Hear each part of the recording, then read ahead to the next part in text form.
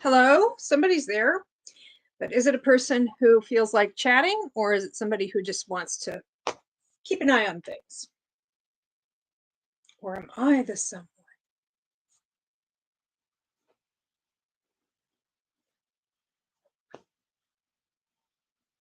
Okay, somebody dropped out.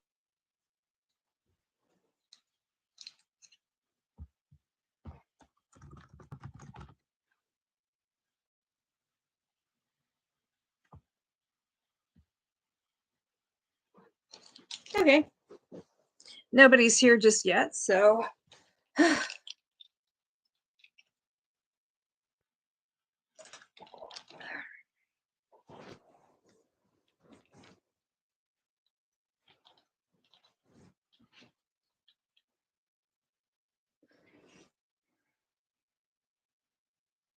anybody? Anybody? No?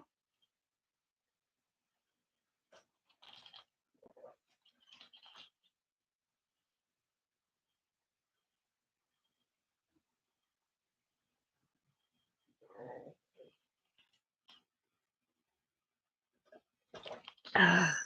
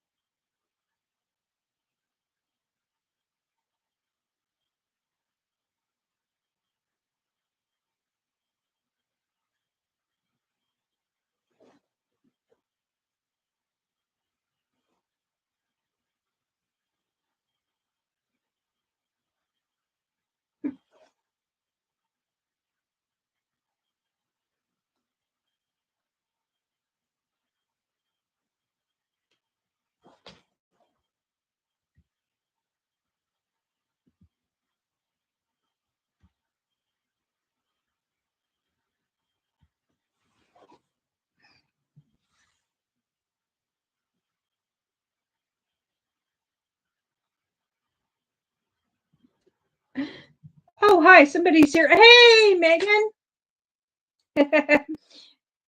Right now it's just you and me, but that's twice as many people as like 2 minutes ago.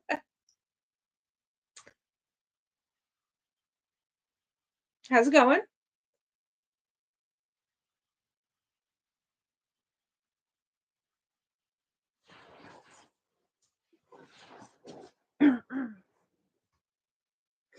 Not bad, not bad. A little warm, but that's okay because I have a fan.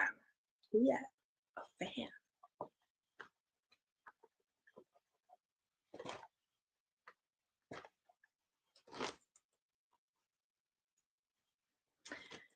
I hope I'm not telling tales out of school, but Abby Jean had already told me that she wasn't going to be able to make it this evening.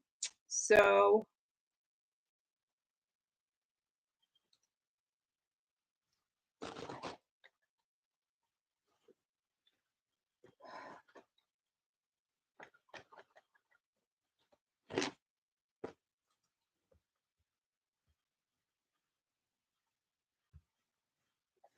okay.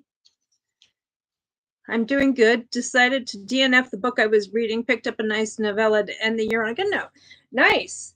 Uh, can I ask what the DNF was, or do you not want to put that energy out into the universe?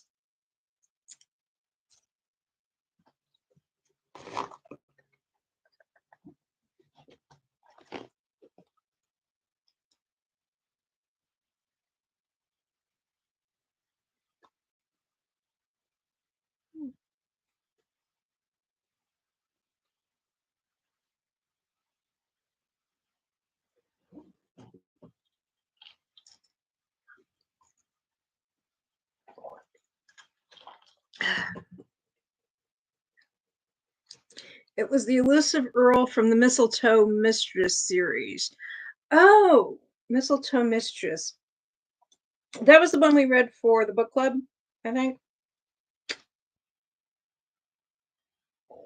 The Mistletoe Mistress that we read for the book club was the novella. Okay, got it. I think.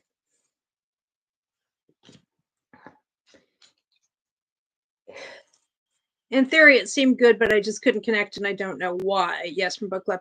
Yeah, I get that way sometimes. Where I'm like, on paper, I should really like this book, whatever it is, but I somehow don't. Oh, oh I just made a little face, but I was leaning off camera to get my tissue, so you didn't see it.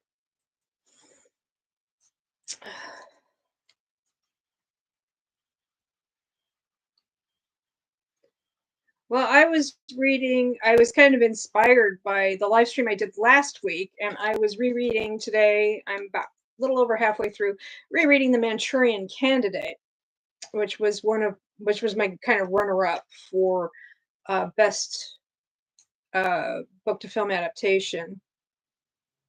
I already hit up Double Indemnity a couple of days ago, so I mean, I checked them out so that I could hold them up on camera, and then I was just like, yeah, why not read them?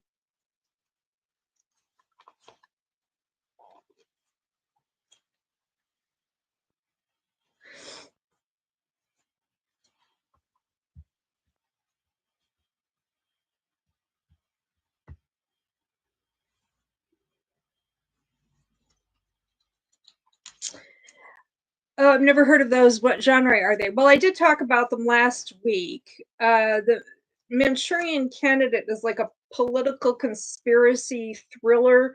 It's published in 1959, and the first film adaptation was in, I think, 1962. And then there was another one in 2004. Oh, LOL, whoops.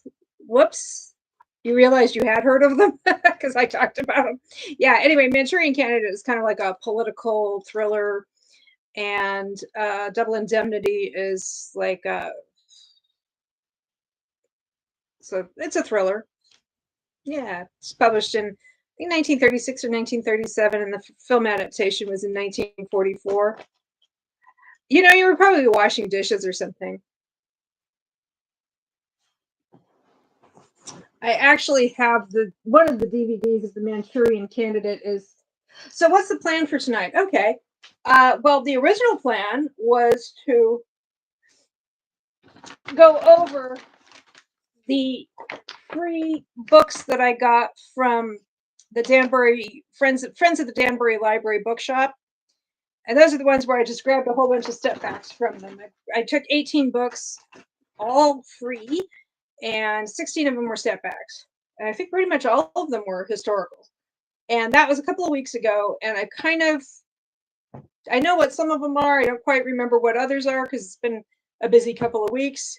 So I was going to do those on camera, like I did with the ones that were complete mystery to me. But we got another person. See if it's somebody who wants to talk or just wants to observe. Either way is good. So anyway, that's what I was going to do. That intriguing at all?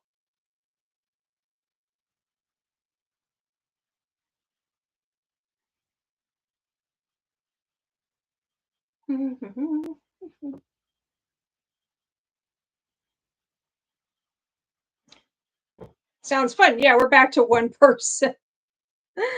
Oh, well, maybe we should just do sprints and I should save this for next week. I don't know. But if you're up for it, I'm up for it.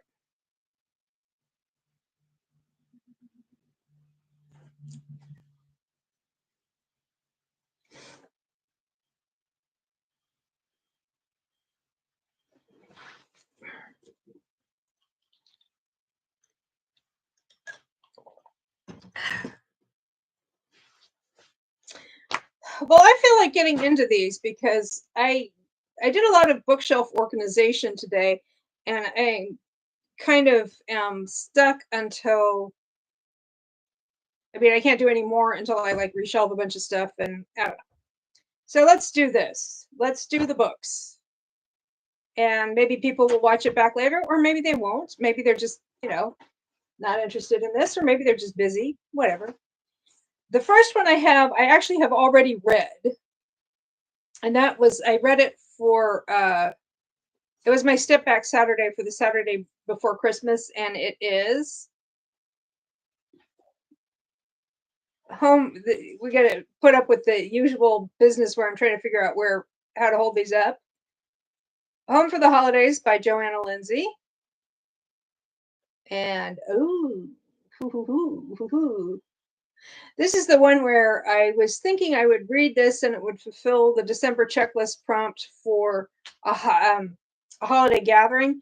But actually, there wasn't a whole lot of partying going on, at least, And this actually, there was a lot of deception, deceit, betrayal, of whatnot going on in this book.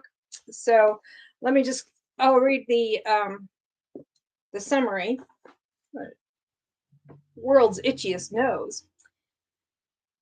Left to handle the rumors of her family's bankruptcy and impending eviction, Larissa Ascot's wishes for a Merry Christmas seem to be in peril for the first time in her sheltered life. A charming would-be benefactor, Vincent Everett, the Baron of Windsmore, has offered to shelter Larissa and her young brother. But more than Yuletide spirit seems to have inspired the Baron's generosity. From the moment he first set eyes on Larissa, the highborn rogue was bewitched, and now she has taken up residence in his home. He aches with wanting her, a most unfortunate state of affairs, since the proud beauty obviously despises him, and since Vincent has sworn to seek a righteous vengeance on the Ascot family. But Christmas is a time of miracles after all, and even two rival souls can be touched by the spirit of forgiveness in these magical days and showered with precious gifts of tenderness, love, and ecstasy unbound. Well, the thing is that this guy does not really connect well with other human beings. And he's kind of like, I don't know, he's ecstasy, yes, ecstasy unbound. So, they're not into some of, yeah, it's ecstasy unbound. So, that this ribbon is just for holding up the mistletoe, nothing else. Anyway, like I said, this guy does not relate well to other human beings, and he's seeking vengeance in a kind of like because he doesn't know how else to relate to people. He's he's a special guy. He's a special guy that way, and does not know how to operate shirt buttons. Maybe he's Amish. Anyway, so that was I read this. I had it for Step Back Saturday, like I said, the Saturday before Christmas, and it was a weird one. It was a weird one. Not gonna lie, it's Joanna Lindsey, so you know that the sexual politics are kind of problematic, even by the standards of the day. It does not specify the year in which it took place, but it is definitely during the reign of Queen Victoria, and at a time when Christmas trees had become so normalized that when people find out somebody grew up without one, they're just kind of like, what is going on with you? So anyway, so that's the one that I already knew what it was. Okay. I have like the itchiest nose. It's going to get progressively redder as we go along. I've never read, Megan says, I've never read Joanna Lindsey. Well, that's, it's kind of a, I don't know how to describe, it's going to be, when you read a Joanna Lindsey book, you know that it's going to have some really problematic issues around consent, and it's never going to be dull. Let me put it that way. Megan says, the older authors always make me nervous for the problematic stuff. Yes, and Joanna Lindsey is not going to be an exception to that. So, yeah. I would say proceed with caution, if at all. Okay, so Megan says, LOL, I think I'll stay clear. It's probably discretion is probably the better part of valor in this circumstance. I mean, there's so much stuff that you know is not going to be a problem that, why stress yourself? Okay, now we're getting into the ones where I don't really remember what I grabbed or why. I do know that there was more Joanna Lindsey. So, are we ready for this? First off, we have Tracy Ann Warren, At the Duke's Pleasure. Oh, by the way, this, for if Abby Jean is watching it back later, is copyright 2000. And it is, let's see, 321 pages, which went very, very quickly, I will say. Okay, so Tracy Ann Warren, At the Duke's Pleasure. Nice gold foiling raised. Tracy Ann Warren, ooh, very nice, says Megan. Yes, it is. Tracy Ann Warren, she showed up in my the grab bag, and I think it was one that I wasn't too keen on reading because it was like something about this princess that the guy thought was too hoity-toity, and he was trying to control her behavior based on the description on the back. So I wasn't too sure about that one. But I didn't have any objection to the I mean, that was the objection I had. So I don't know whether or not I would like her stuff. Okay. So if they're free, there's no financial risk. I think we're looking at a dress that is just a little bluer than my top. And it is, in fact, a step back. Oh, yeah.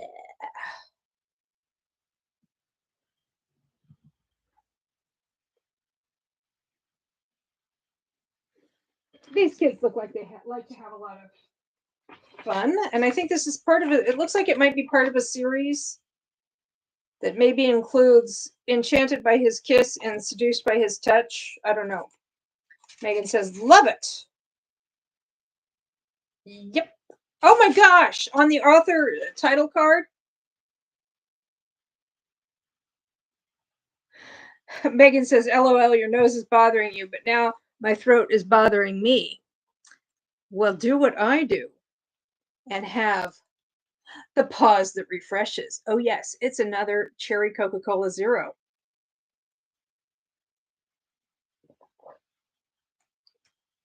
The bubbles mean it's carbonated.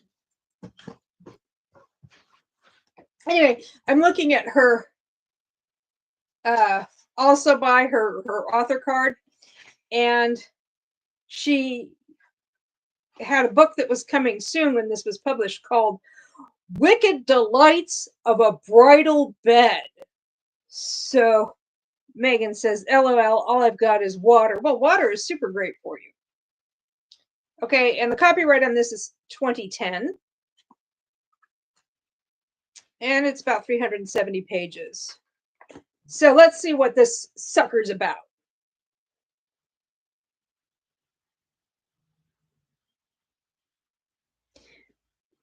Megan says, oh my, that book sounds interesting. Do you mean the bridal bed one? Wicked Delights of a Bridal Bed.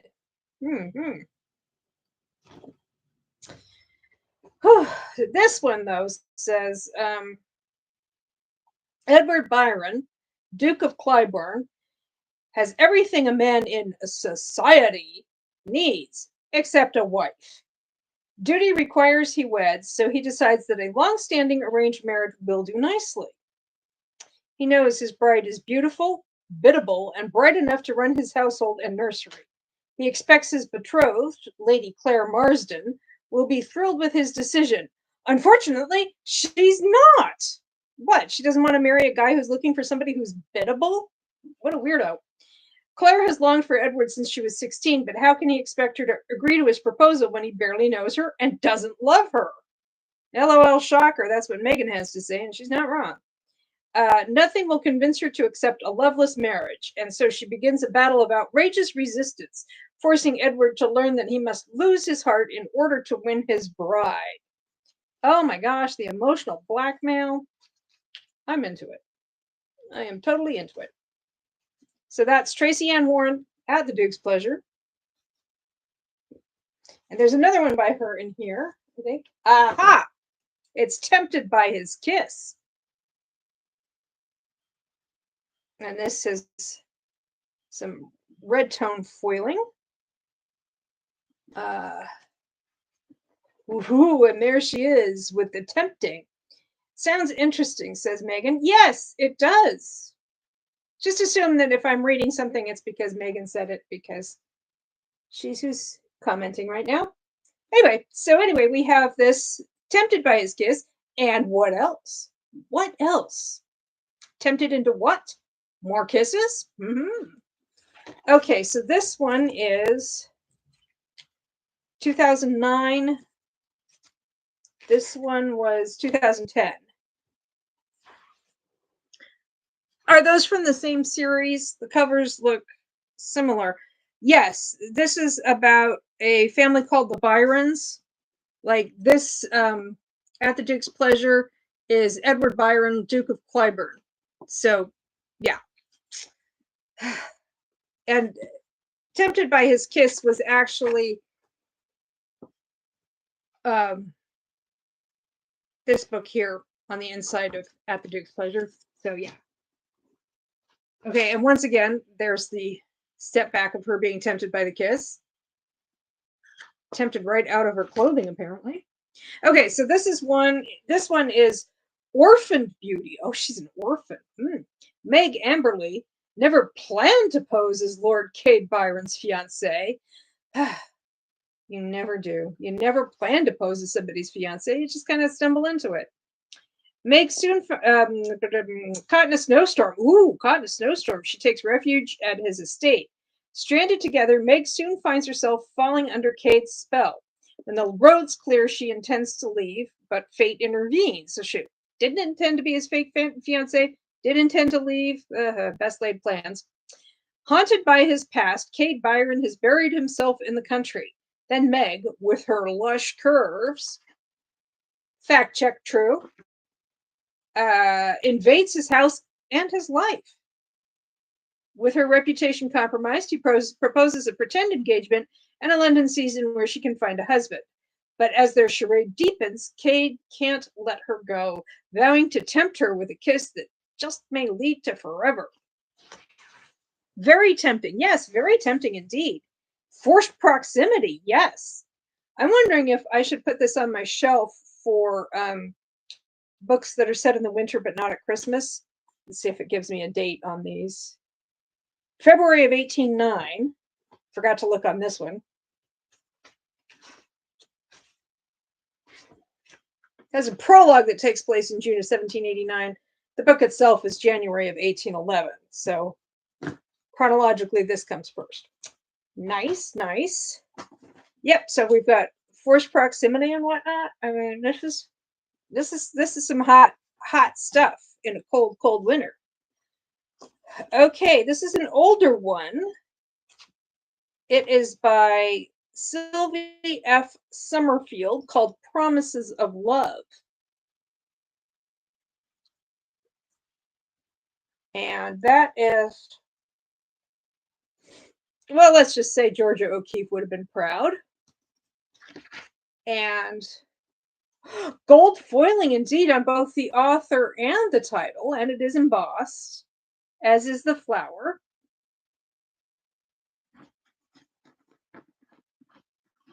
Little cover art ASMR. And then the step back got a little bit of a tropical thing going on. Tropical. And this is 1994. And it takes place in 1892, or at least it starts off in 1892. Night Star, Moonlit Magic, Moon-Kissed Promises. One of today's most treasured romance authors, Sylvie F. Summerfield, writes thrilling novels that readers love. Now she surpasses herself in a spellbinding tale that sweeps you into an exotic world of sensual adventure, perilous temptation, and heart-stopping passion. Promises of riches. In a secret dig in Colombia, a cache of priceless emeralds is unearthed. Wow, what an intro. I know. I actually am not familiar with Sylvie F. Summerfield. Anyway, so we've got and we're in Colombia with a cache of priceless emeralds, such as in my tiara. It's unearthed, setting off a firestorm of greed, sabotage, and murder. Into its untamed jungles, Caitlin Emerson arrives to find the father she has never known, only to be thrust into a world of hidden treasure and unseen perils.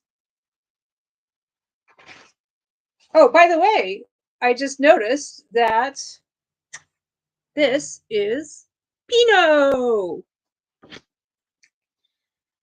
Promises of passion. But it is in the arms of fellow archaeologist Drake Stone that she discovers the most seductive danger of all.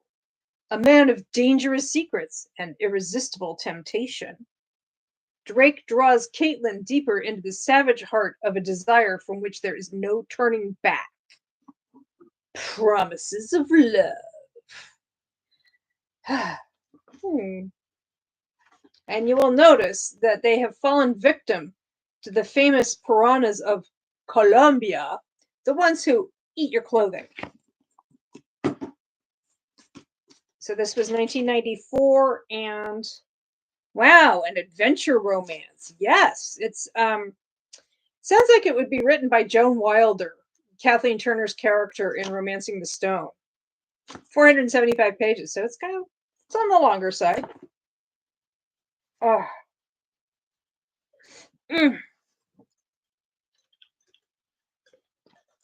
Okay, moving right along. Oh, this is one of those half step backs. Ah, Samantha James. Ooh, looks like somebody spilled a latte on the cover. Seduction of an Unknown Lady. I might actually already have this one. This is what happens when you're going nuts, buying them for like 25 cents each, or in this case, just picking them up for free. You're like, do I have that one? It's free. Who cares? So yes, but this is a half step back.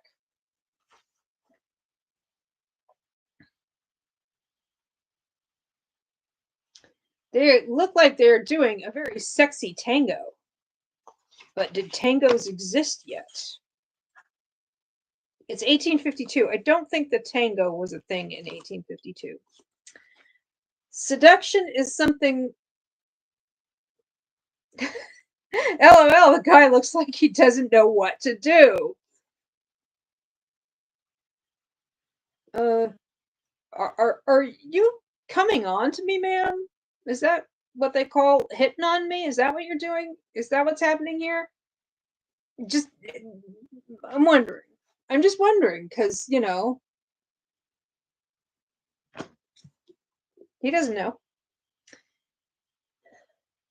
Seduction is something Fiona Hawkes knows nothing about. So she's the one who doesn't know what's going on. So when she encounters a sexy stranger on a moonlit street, her first instinct is to defend herself against her darkly handsome suitor. Her first instinct is to defend herself against her darkly handsome suitor. Was he trying to purchase her services? By letting go of suspicion and allowing herself to fall for Lord Aidan McBride brings even greater danger. In his eyes, she glimpses a powerful passion she longs to fulfill. In his arms, she aches with the secret she longs to unburden, a secret that could cost her her livelihood and her life. Aidan could never resist a mystery, especially one as mesmerizing as the lovely Miss Hawkes.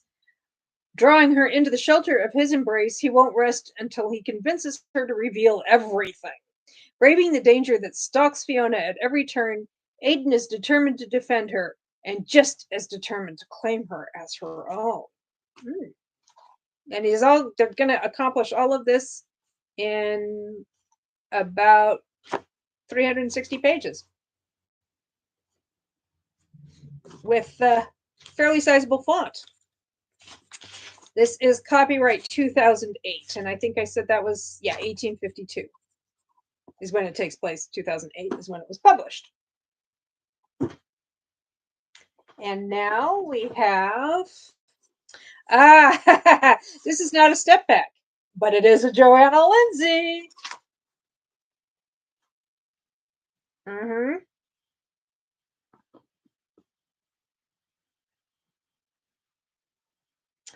And this is an interesting one because we've definitely got thighs without a face. This is Captive Bride. And there's a detail on the spine, but it's just a smaller version of the cover. She still is thighs without a face. What a cover. I know. And then on the back is just some fruit. So we don't know what she looks like. We don't know if she has a head. Does she have a head? No head?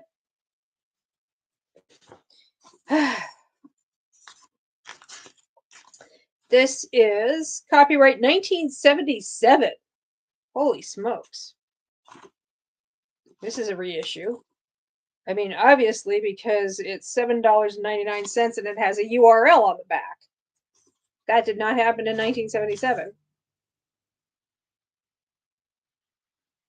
It doesn't say when this reissue was. I mean, yeah. Let's see. This is interesting because it's got excerpts in the back from other books by Joanna Lindsay. It's got an excerpt from Angel. It's got an excerpt from Hearts Aflame, an excerpt from Once a Princess, Love Only Once, A Gentle Feuding, and it's got an excerpt from Captive Bride. in case you wanted to revisit a favorite scene. I don't know. I think they just printed a bunch of these and then slapped them in the back of a bunch of her books. Anyway, so this one is Christina Wakefield's wild, daring spirit cannot resist the call of the Arabian desert, but once there, destiny makes her the prisoner of Sheikh Abu. Megan says that's a lot of excerpts. It is, but they're each only like a couple of pages. So, yeah. So, like maybe a page and a half. Anyway, so Christina Wakefield's wild, daring spirit cannot resist the call of the Arabian desert, but once there, destiny makes her the prisoner of Sheikh Abu, the arrogant, enigmatic, almost demonically handsome adventurer whom she had known in England as Philip Caxton. Having already rejected Philip's fervent offer of marriage, Christina is now to be his slave. And though she is desperate to regain the freedoms of the breathtaking rogue denies her, she fears the treachery of her own heart and the power of her desire that is impelling her to fully and willingly submit to her virile captor's most sensuous needs. Oh yeah, there's no, I don't see any potential problems with this narrative at all. Nothing here to be alarmed about. Nothing here to be wary of or cautious of or yeah, it's all good. It's all going to be fine. It's all just, going to be great. 360 pages. Hmm. But man, that's a cover.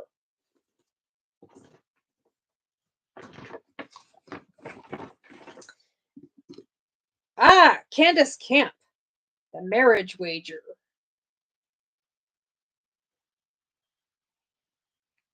Very shiny.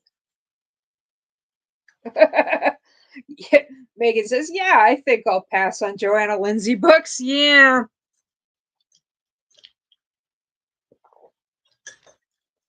I mean, if you have a high tolerance for problematic shenanigans.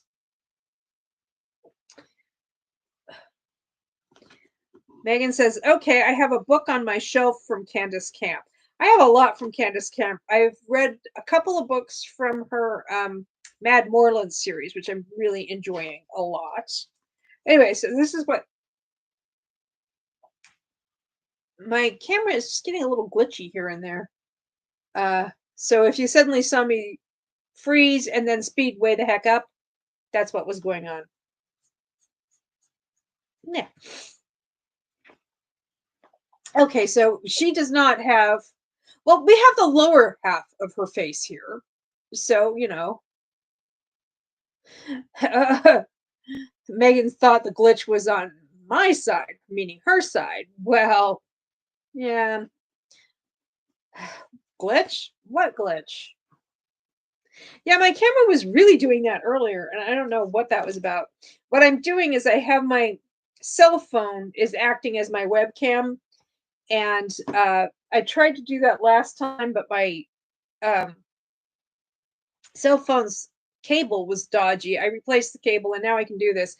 I think maybe the quality of the picture is a little bit too sharp almost, but the quality of the audio is, I think, a lot better. Okay, so anyway, this is a step back. Ooh, yeah. They're just not even pretending to wear clothes at this point. No, actually, I guess she has a gown on. I don't know. Oh, very nice, says Megan. Yes, yes, it is. It is very nice. And I don't know if this is part of a series or I like the soft glow around them, says Megan. Yeah, I think there's some like firelight or something going on there, which I think that the artist did a good job of capturing. This is 2007, and it is about 380 pages long. Aha! In a world where love was always a gamble, they meant to beat the odds. No longer in the first blush of youth and without a marriage portion, Miss Constance Woodley could scarcely imagine why one of the leading lights of London society should take an interest in the likes of her.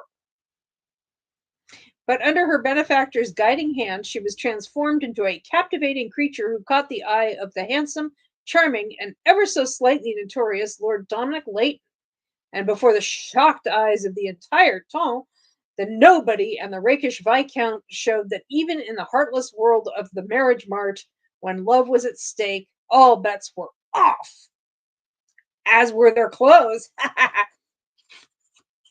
So when does this take place?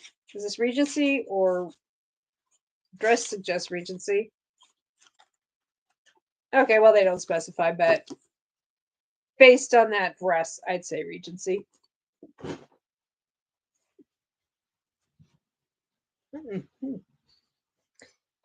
I'd say I'm coming down with a cold, except that I'm not. It's just, I feel fine otherwise, because my nose is really, really itchy. Megan says, oh, that sounds fun. Yeah, Candace Camp is usually a pretty good time. This is another one I might already have. I'm not sure. It is Victoria Alexander, The Virgin's Secret. Virgin's Secret, it's got everything. And that is some dress.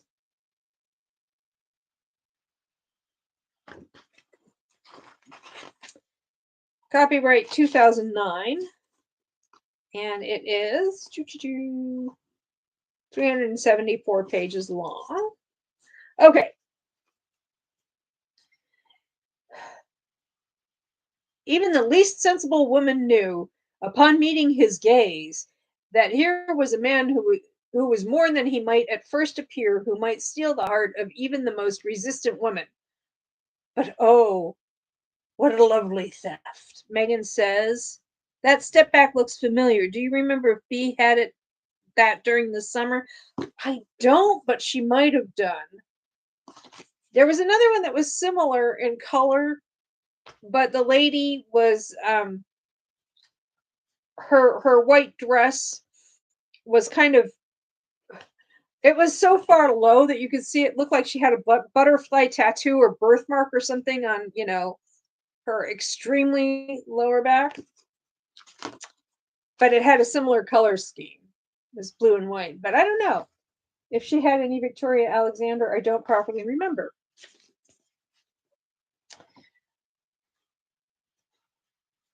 Adventurer Nathaniel Harrington would never steal another man's discovery. Do I like where this is going? And he'd never be so dishonorable as to tempt an untouched woman into his bed, even one as stunningly beautiful as Gabriella Montini. Yet she intrigues him. What is her secret? Oil of Olay, even for the younger ladies, it works. Nate would do anything to find out, except, ask her. Nathaniel is an earl's son, but Gabriella knows he's not to be trusted. He's more than just a mere thief of hearts. He's also stolen her brother's good name. Determined to restore his reputation, she'd even masquerade as a destitute orphan and be taken into his family's home. But how can she continue her ruse when she finds herself succumbing to Nathaniel's passionate charms? Oh my goodness. Oh my goodness. I think there's a lot of deceit and deception going on. Ooh, yeah.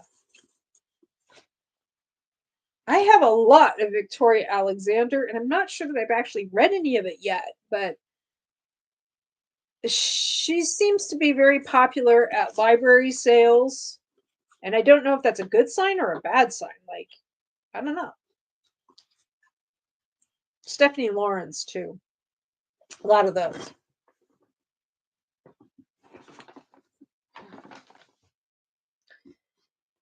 Here's another one that is not a step back. One of the two that I got that, I think it was only two that I got that weren't step backs. Excuse me.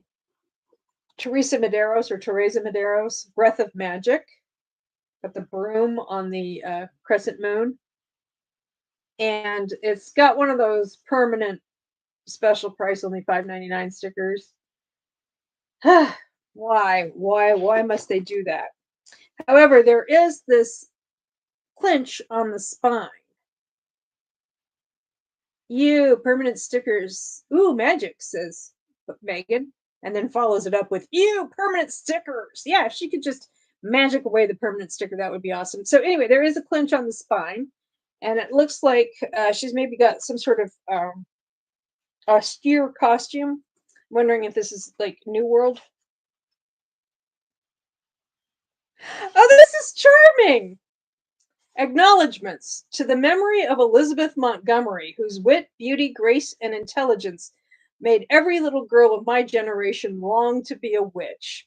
Elizabeth Montgomery was the actor who played Samantha Stevens on Bewitched. So she, I remember when I was young, we were staying at my great Aunt Frances's house,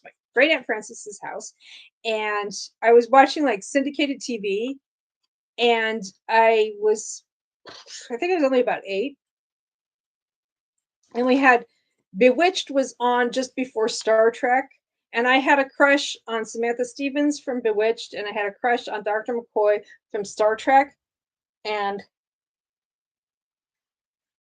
yeah, that was an interesting discovery to make. Oh, that's so cute. Yeah, it is cute. Anyway, let's see what it's about. Presumably witchy stuff. From the nationally best-selling Teresa Medeiros, another, excuse me, author of Fairest of Them All, comes this bewitching time travel romance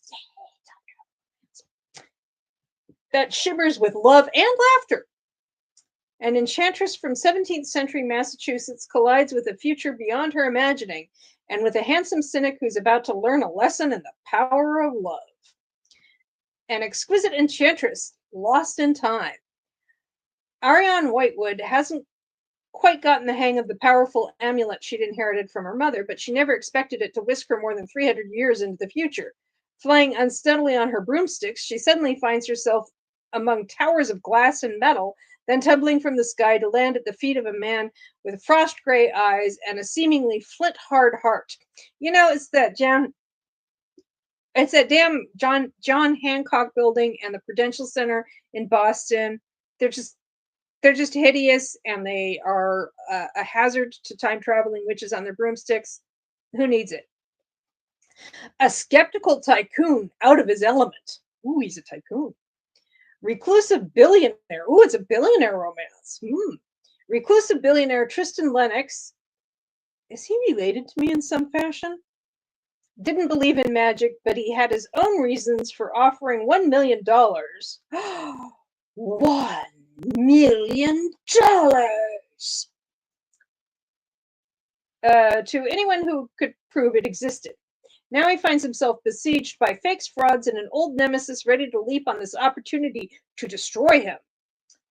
But the smoky-voiced beauty who appeared to fall from the clouds into his climate-controlled existence is something else entirely. A woman able to enchant his lonely heart with wonder, but who can't possibly be what she seems. Oh. Megan says, oh, I love these types of stories. By which you mean time travel, magic, somebody out to prove something, reclusive billionaire. I mean, there's a lot going on in here to be, those types of stories. So yeah. Clinch, not so clinch.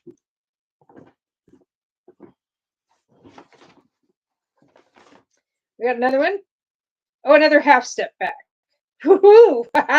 Anna Campbell, Captive of Sin, with red foiling. LOL, the time travel and the magic sunshine with the cynic grumpy. Yeah. Kind of like mixing in a bunch of stuff that I like into like one glorious whole. Okay, so it was Anna Campbell, Captive of Sin, which is this lovely red metallic foiling. And I don't know if you can see it, but when I was looking at it just now, I realized when I tilted it,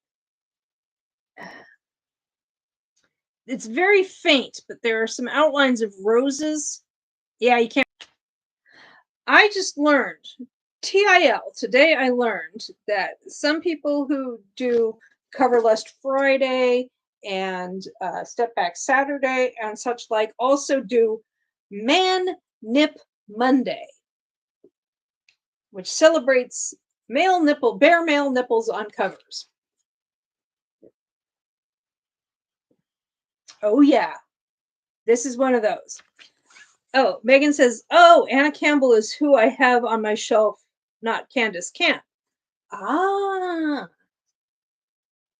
Hmm. As long as they have camp in their name, I know I'm going to have a good time. Okay. He pledged his honor to keep her safe. Oh, wait, did I don't know that I gave the year. I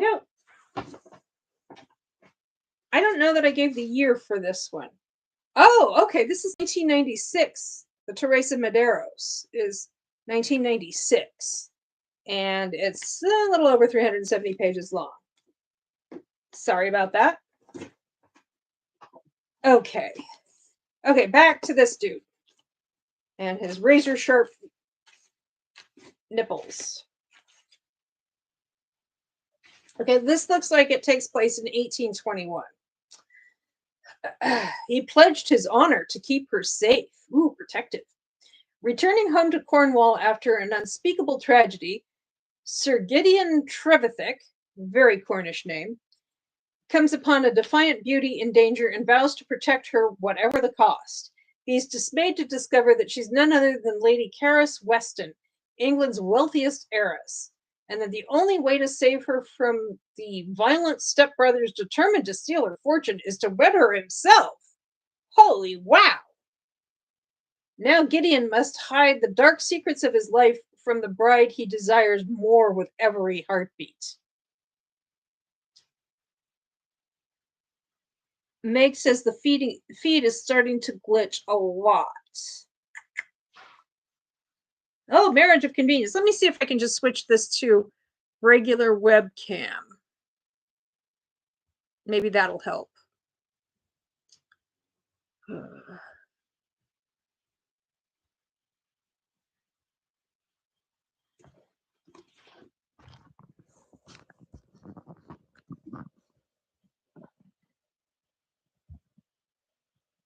Let's see if this helps. But I need to take a moment to adjust because I'm not using my cell phone camera. Yeah, my cell phone's getting really hot. Maybe that had something to do with it. Okay.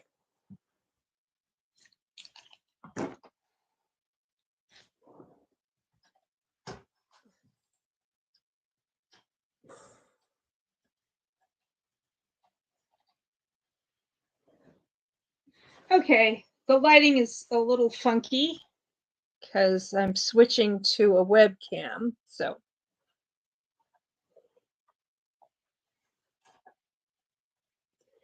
okay.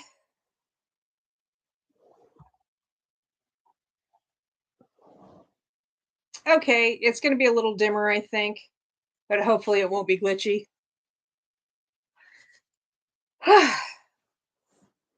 I hope anybody who's watching it in playback can stick with it. Okay, hopefully that's better. Let me know if it's not. Okay, so yeah, we were here with looks great. Okay. Hopefully the sound is okay too, because I think that was, like I said, that was kind of the reason I preferred the cell phone, was that I just felt like the sound was better. But you know, as long as you can see Captive of Sin. Yes, the sound is good. I think the problem I was having was like when I would lean forward to do something, the sound would glitch out in a way that it didn't so much with the cell phone camera, but I will just be mindful of that. Okay, so we're back to now Gideon must hide the dark secrets of his life from the bride he desires more with every heartbeat. Mm-hmm. I'm going to adjust this so you can see the tree. I like the tree. And I mean, I'm acting like it's going to come down sometime soon. It's not. I'm going to keep it for a while. I may put different different ornaments on it. She promised to show him how to love and desire again. I want to know what love is. Karis has heard all about Gideon, the dangerously handsome hero with a mysterious past. She's grateful for his help, but utterly unwilling to endure a marriage of convenience, especially to a man whose touch leaves her breathless. Desperate to drive him mad with passion, she would do anything to make Gideon lose control and fall captive to irresistible, undeniable sin. Oh, so she's not the captive of sin, or maybe she already is and she wants him to join her. Anyway, marriage of convenience, but she wants to seduce her convenient husband. Okay. And protective and what did I say? Oh, that's going to be fun, says Megan. You are not wrong. Let's see, what do we got? It's about 356 pages, and it is copyright 2009. And it looks like it might be part of a series going on a Voyage of Discovery here. Oh, no. No, never mind. Okay, and what do we... Ooh, what's this? Elizabeth Hoyt. Okay. This is called To Beguile a Beast. It's got the Target sticker on it, but it is removable. Fourth live stream. You'd think I'd be used to not being mirrored, but I still am like trying to point in all the wrong directions. Anyway, so this is To Beguile a Beast by Elizabeth Hoyt. And this is another one of those where they have the strip on the side that's flush. Let's see if I can get this away from the watermark. That's flush with the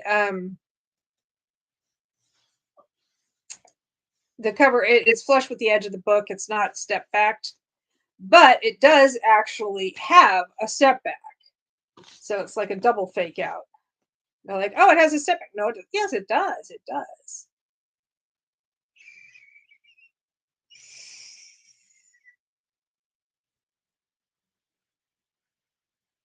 Megan says, oh, I love that one. The book that you've read or just the cover? Because the cover is very nice.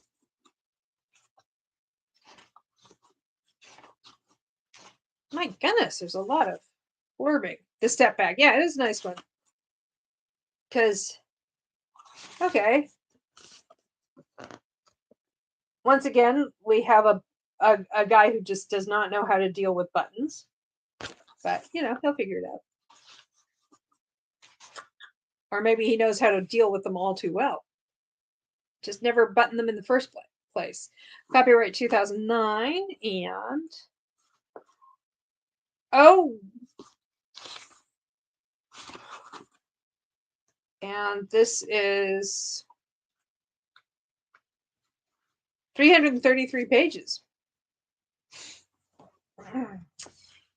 Can a wounded beast, reclusive Sir Alistair Munro, has hidden in his castle ever since returning from the colonies, scarred inside and out. But when a mysterious beauty arrives at his door, the passions he's kept suppressed for years begin to awaken. Trust a beauty with a past. Running from past mistakes has taken legendary beauty Helen Fitzwilliam from the luxury of the Ton to a crumbling Scottish castle and a job as a housekeeper. Yet Helen is determined to start a new life, and she won't let dust, or a beast of a man, scare her away.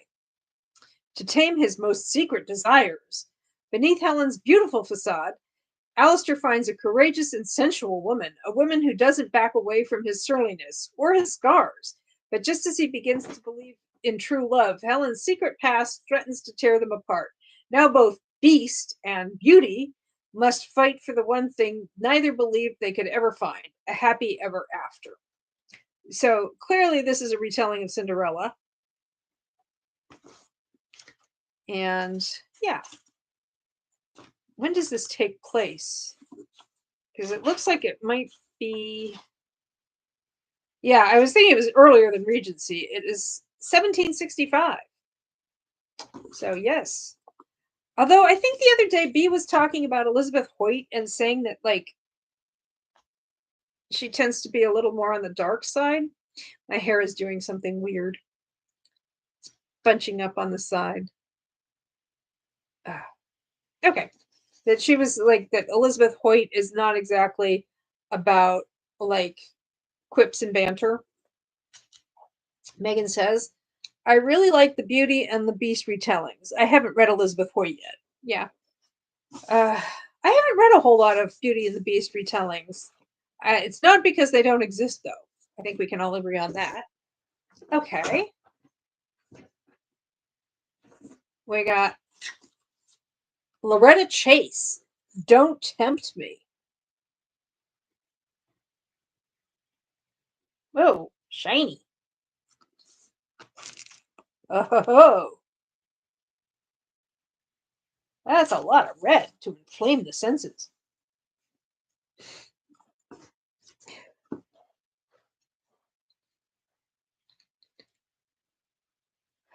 Oh, she's another radar on my.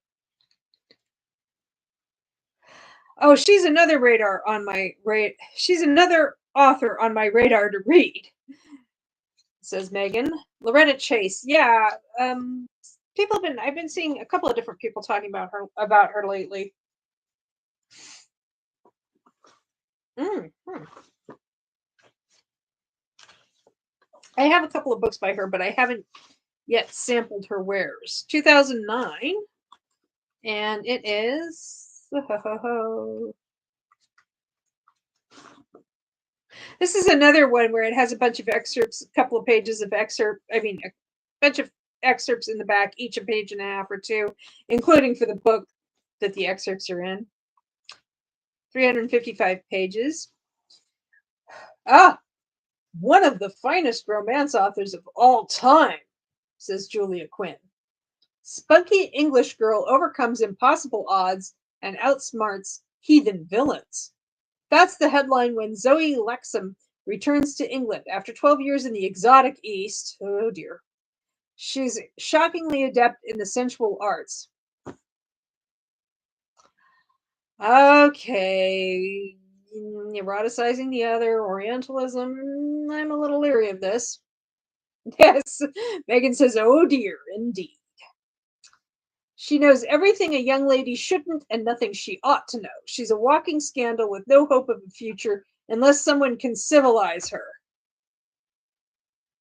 Okay, she's only just spent time in an unnamed Eastern land who've been having civilizations that are, a lot older than ours, than European civilizations. So, yeah, she needs to be civilized. Lucien de Grey, the Duke of Marchmont, is no knight in shining armor. He's cynical, easily bored, and dangerous to women. He charms, seduces, and leaves them with parting gifts of expensive jewelry to dry their tears. Ah, but do they get a copy of the home game? But good looks combined with money and rank makes him welcome everywhere. I think we've got a subject verb agreement problem here, although that's probably the least of this narrative's issues. The most popular bachelor in the beau monde can easily save Zoe's risque reputation if the wayward beauty doesn't lead him into temptation and a passion that could ruin them both. Okay, there is so much that's wrong here. So much. 1799, 1818. I am going to proceed with caution, if at all. Ancient Chinese secret. I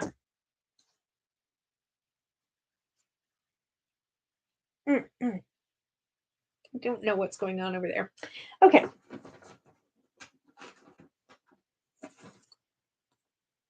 Okay, this is Catherine Caskey. To Sin with a Stranger. More embossed. This is like not exactly foiled, but it's not super metallic, but it's not entirely matte either. It's very pretty. Really like that a lot. Woohoo! This is 2008. and 354 pages long. Oh, it seems like this is a part of a series. Meet the 7 deadly sins. The 7 Sinclair brothers and sisters live for scandal and delight in disgrace until their father decrees that they must reform. Propriety has never come easily, but now they have no choice. Marry in haste or regret in poverty. Ooh, dear. The Sinclairs of Scotland are known throughout society as the 7 deadly sins. Cast out by their father and denied their inheritance unless they mend their wild ways, they travel to London to seek respectability. No member of the clan is more scandalous than Sterling Sinclair, the Marquess of Blackburn. The ladies of the ton are powerless to withstand his rakish charms until Miss Isabel Carrington comes along. £10,000 if she marries Sinclair. Isabel is horrified to learn that that's the amount wagered at White's Club, and now all of London is eagerly betting on her future. She's already publicly spurned the Marquess, a man she hardly knows, but she's sure he is up to something as he launches a bold campaign of seduction anyway. But soon she is surprised to learn that there is much more to this man than reckless adventure and bad behavior, and against her will, she begins to relish the thrill of sinning with this stranger. Ooh, ooh, ooh. Oh, the sinning. Ooh, my. Sinning. All the sinning with all the strangers.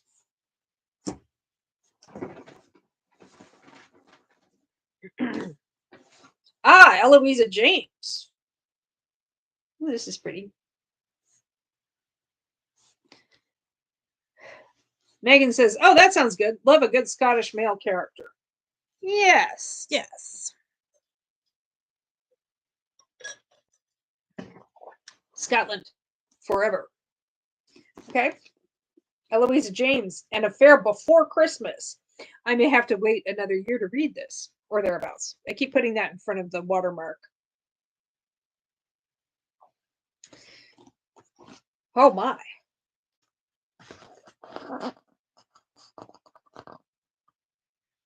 Somebody on Instagram was looking for covers where the female character was like above, literally physically placed above the male character. I don't remember who that was though. This is 2007.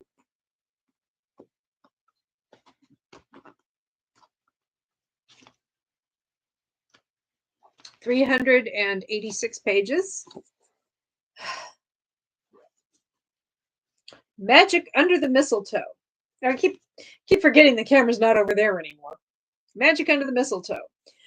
One spectacular Christmas, Lady Perdita Selby, known to her friends and family as Poppy, met the man she thought she would love forever. The devilishly attractive Duke of Fletcher was the perfect match for the innocent, breathtakingly beautiful young Englishwoman, and theirs was the most romantic wedding she had ever seen. 4 years later, Poppy and the Duke have become the toast of the town, but behind closed doors, the spark of their love affair has burned out. Unwilling to lose the women he still lusts after, the Duke is determined to win back his beguiling bride's delectable affections and surpass the heady days of first love with a truly sinful seduction. So we got marriage in trouble, Christmas time, high society. Let's see.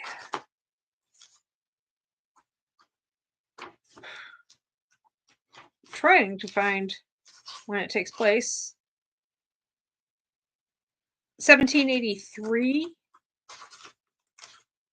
Yeah, 1783. So I guess that's earlier than Regency, but still within the range of George III. Within the reign of George III. Okay. We are back to Victoria Alexander. Nice. I tried lots of Eloisa James's books. Not that one, though. She just wasn't an author for me. I have a few of hers that I picked up at these library sales for, a quarter a piece or for free. Well, I think this is the first batch I've gotten that were literally free. I haven't actually read any of them yet, so We're back to Victoria Alexander. Ooh, that is blue with a little bit of gold.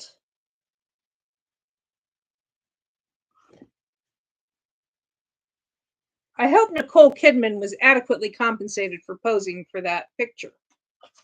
And it is a step back, but it is not a clinch step back. It is a real estate step back. I do like a good real estate step back. Not going to lie about that. So this is the shocking secret of a guest at the wedding. It's got a little fragment of an orange rectangular price tag on it. I wonder if it came from Book Barn in Niantic and made its way to Danbury. Megan says, that's a very nice blue. It is. And I like that sort of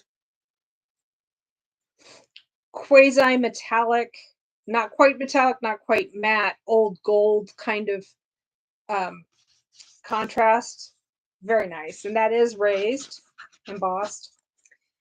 The bride and groom cordially request your presence for a wedding at Millworth Manor.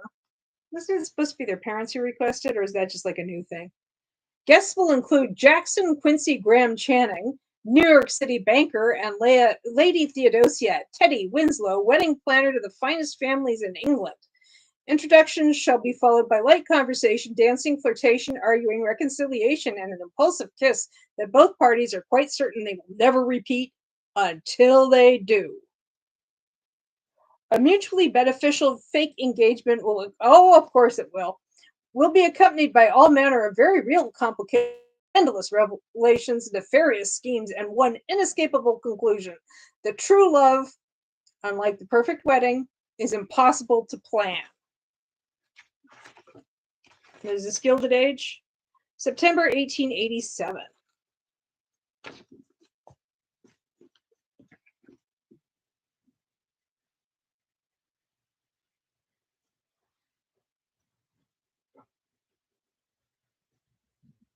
There, I totally meant to do a rotation. I didn't tilt it in the wrong direction totally by accident.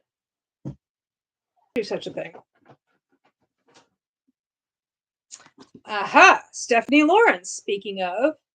Where the Heart Leads, a Sinster novel. Are we doing like a red-blue alternation here?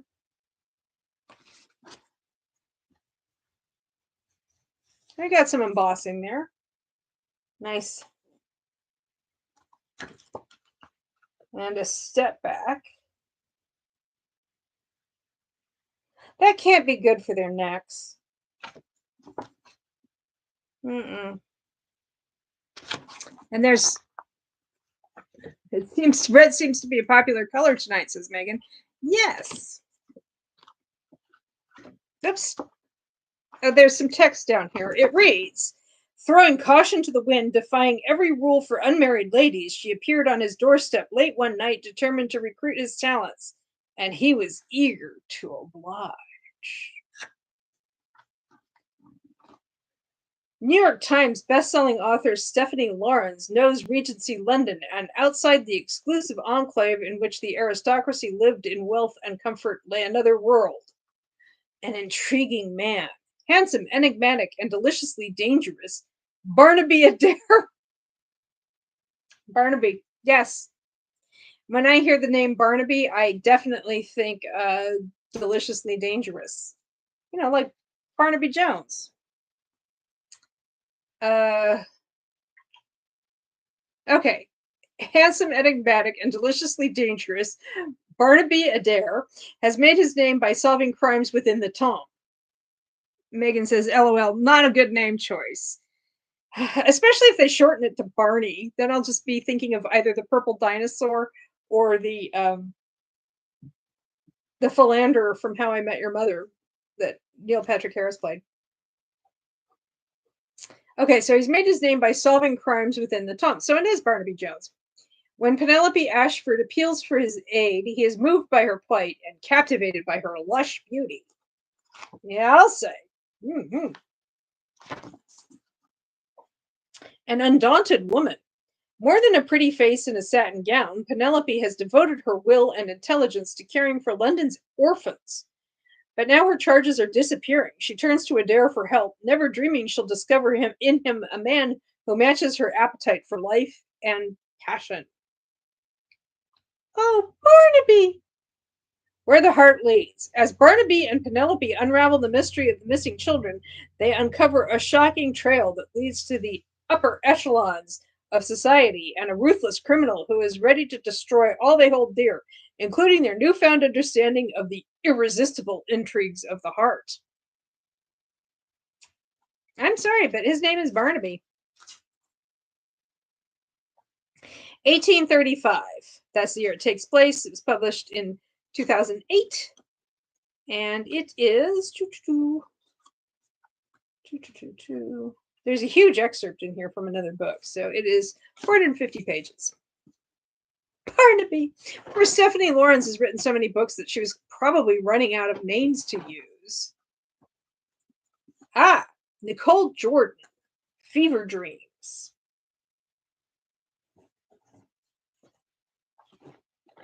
With a fan.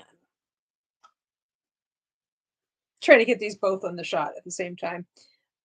The fan is gold embossed, as is the title. Her name is a little bit raised. Okay.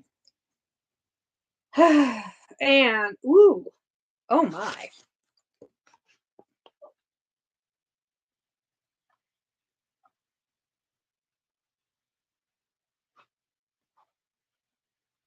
He's keeping his boots on. Once again, Nicole Jordan thrills and enchants with this fabulously seductive Regency romance, the next installment in the Paradise series. Oh, heck. The Paradise series, the first books were Master of Temptation, Lord of Seduction, and Wicked Fantasy. I actually have Wicked Fantasy on the shelves, but I haven't read any. I haven't read it. I have a couple of other by her, but I haven't read them yet. Megan says, very nice step back. It is. Now let's just see if the dude's name is like Reginald. She is the woman of his dreams, and he will pay any price to possess her. Well, we'll see about that. From the moment he met the lovely Lady Eve, soldier of fortune Alex Ryder set his sights on winning the spirited beauty. But fate intervened, making Eve another man's wife, then a widow. Now, despite Eve's ardent vow never to marry again, Ryder aims to use every seductive weapon in his arsenal to woo her. A renowned matchmaker for the temps, Eve defies Ryder's wicked allure, but cannot resist his will ever desire for his bride, or that his breathtaking sensuality will awaken her to soul-searing passion. But as their delicious mating dance begins, an assailant threatens Eve's life. Now Ryder must protect Eve while striving to convince his beloved that he alone is her perfect match in a tantalizing game of love. You know, I'm hoping that somewhere over the 450 pages, 411 pages of this book, that there's like an extended sequence where he just comes up with reasons why he doesn't like the ladies she's trying to set him up with. And I'm hoping that they get like increasingly like picayune and bizarre. And it's just like, I heard one time she broke her leg. Oh, that's like the book I'm reading. Megan says, that's like the book I'm reading, The Ice Duchess by Tracy Sumner. He's trying to convince her to marry him. She's a widow who never wants to wed again and instead is going to try to set him up. Yeah, I just, like I said, I hope there are lots of like really dumb reasons that he's rejecting ladies. Well, you know, I heard that she, broke her leg when she was 6. I can't marry somebody like that. Okay, that's copyright 2006. And like I said, it's about 411 pages. No, only a couple more. Another one by Nicole Jordan. Maybe it's part of the same series. Maybe it's not. Maybe it's Purple. Woo-hoo, Purple, Lord of Seduction. I think that was part of that same series. Hang on a second. Yep. Master of Temptation, Lord of Seduction, Wicked Fantasy. Fever Dreams. Purple. You got this horse and a coach in gold. That's very nice. It's all embossed. And, oh, I'm scandalized.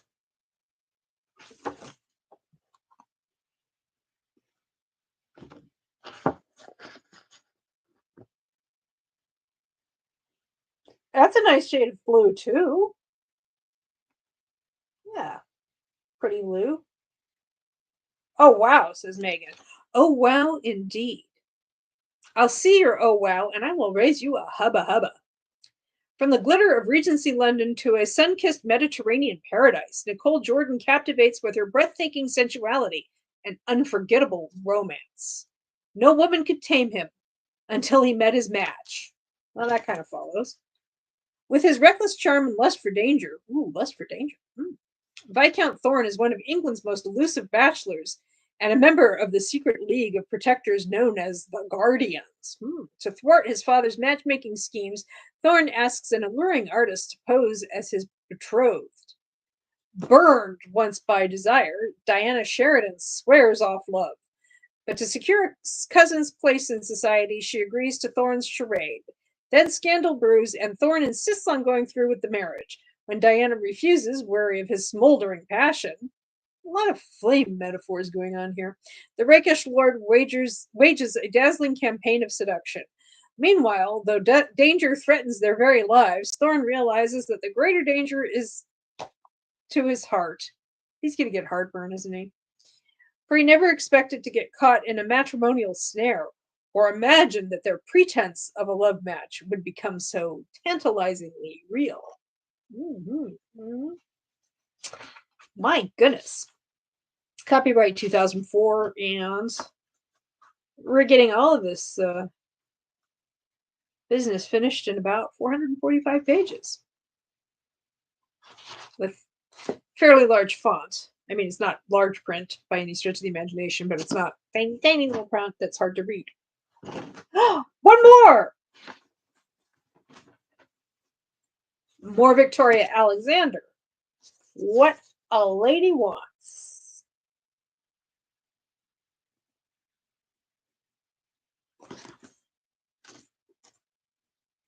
I think I might have this one. This stepback looks familiar, but it is lovely. They've got this.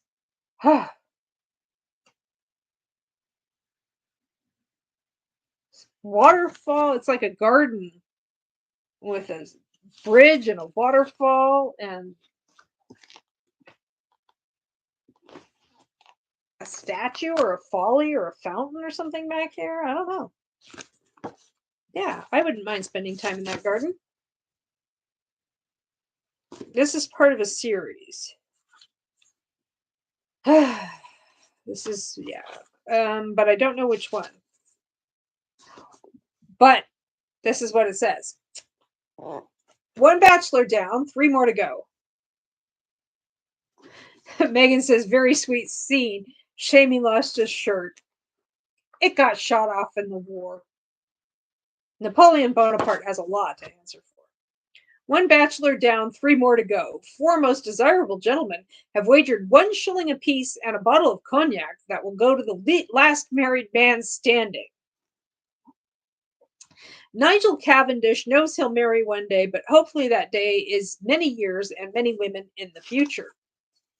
Until then, the handsome, unrepentant rake intends to enjoy life's pleasures to the fullest. From the moment Lady Felicity Melville spies the adventurous scoundrel climbing from a neighbor's window with his comely conquest's husband in hot pursuit. Okay, which one of them was he actually with? Or was it both of them? She knows Nigel is the answer to her prayers, with a little reformation, of course. Felicity craves excitement, and who in all London is more exciting than the infamous Mr. Cavendish? Whoever that 4th bachelor is, the one with all the cognac. So what's a girl to do but hatch a scheme to win what she so fervently desires? But her plan works too well when a game of chance and an errant pistol shot abruptly make them husband and wife, but in a way neither wanted. Now Felicity has to prove to her wayward husband that she's the only woman he could ever want or need. So, like, marriage of, it sounds like dire necessity rather than convenience. And yeah, copyright 2007. And 373 pages. So yeah, so a marriage of some kind of level of arrangement. And yeah, so seducing the dude that you're married to could be fun. And that's it. The Carlucci's bag is now empty.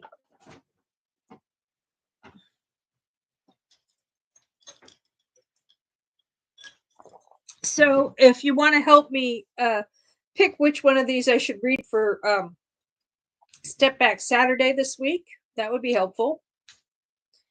Wow, what a great haul, Sock, says Megan. Yes, and they were all like, didn't cost me a dime. Well, I mean, I had to drive over to Danbury, but it's about an hour west of here, southwest. Anyway, if you want to help me pick which one I should read for my Step Back Saturday this week.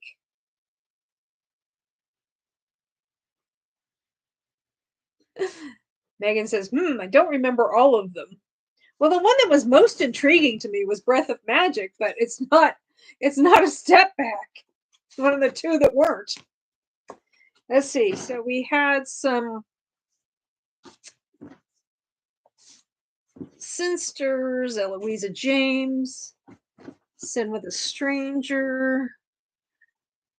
Well, we had this one that is that was the one that was like she learned the secrets of the East, and I'm like, I don't know about that. The Elizabeth Hoyt one, which was that was the Beauty and the Beast retelling. Let's see.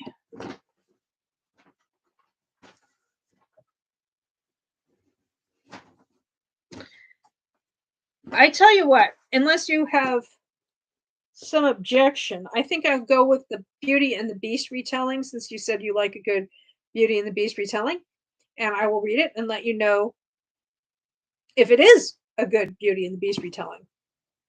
And in return, all I ask is that you recommend some ones that you think are good, because, like I said, I do like those, but I haven't read too many. So, contemporary, historical, whatever.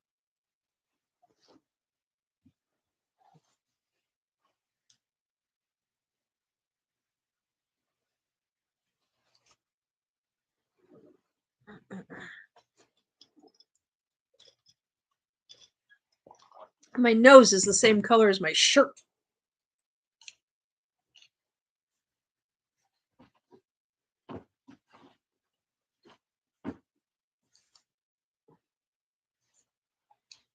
Megan says, yes, I want to know how dark Elizabeth Hoyt is. I can handle some stuff, but not certain topics. Yeah, I think B was talking more in terms of like, there's not a lot of witty banter and humor going on, but I don't know. Let's see. Well, this guy has got scars, and it sounds like maybe what we would now call PTSD from the war. So, yeah, I will read this and see if I can get this giant Target sticker off. I will do this for my step back, and I will report back to you. This is a reminder that was the step back.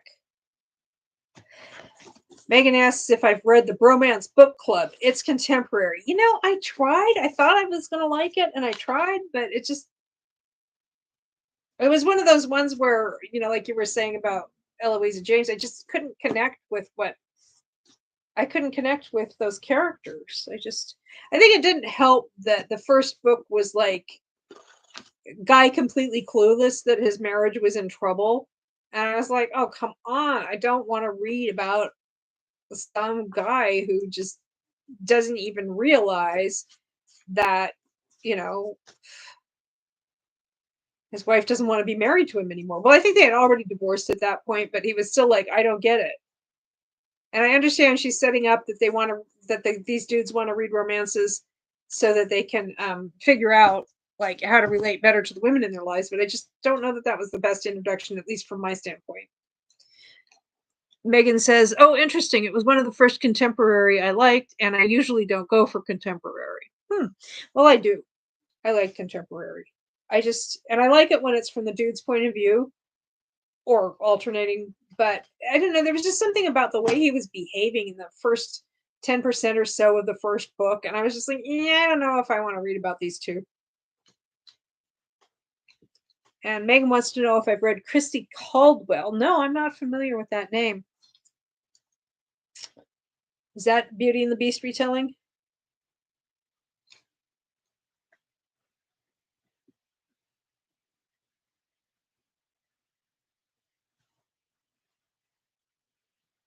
Oh, she's great. Historical and lots of backlists. Nice. I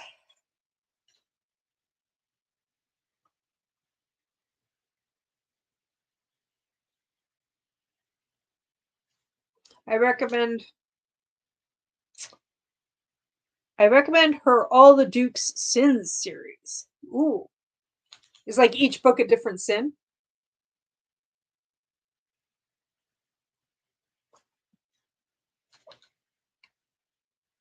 But start with the prequel. Important chronological advice there.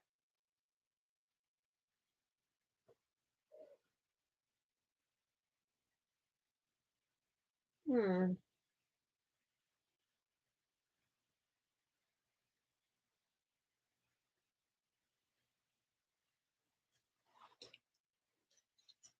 Megan says, yes, it will change how you view the characters and story. Oh, so you're thinking I should start off with that instead of going back and having my expectations rearranged?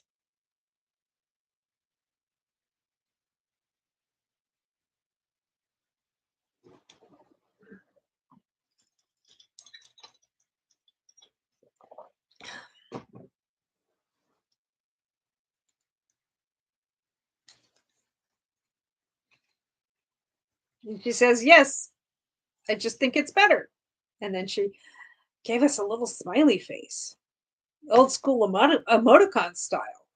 Nice. Well, we're out of books. I've picked my step back for this weekend, and I am getting a little tired, and I think I need to go get some ointment or something on my nose before it just like completely falls off. Uh, Thank you so much for being here. Appreciate it. And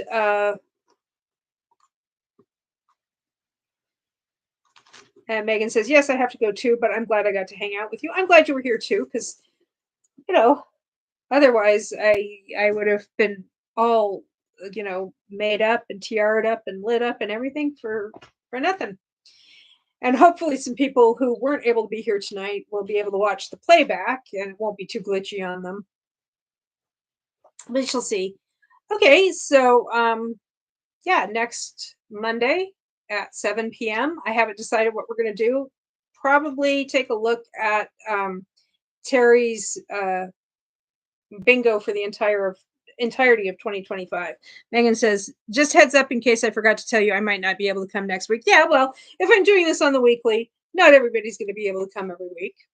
You know, I just always hope that it's because people had something fun to do and they're not like stuck at the dentist or something awful like that, where they're just like, oh man, if only I could be watching talk nonsense about paperbacks. That would just be so much better than what I'm actually doing. I want people to be having a good time, even if it's not with me. Especially if it's not with me. I don't know. Well, thank you very much for showing, and I will see you next week or not. And bye.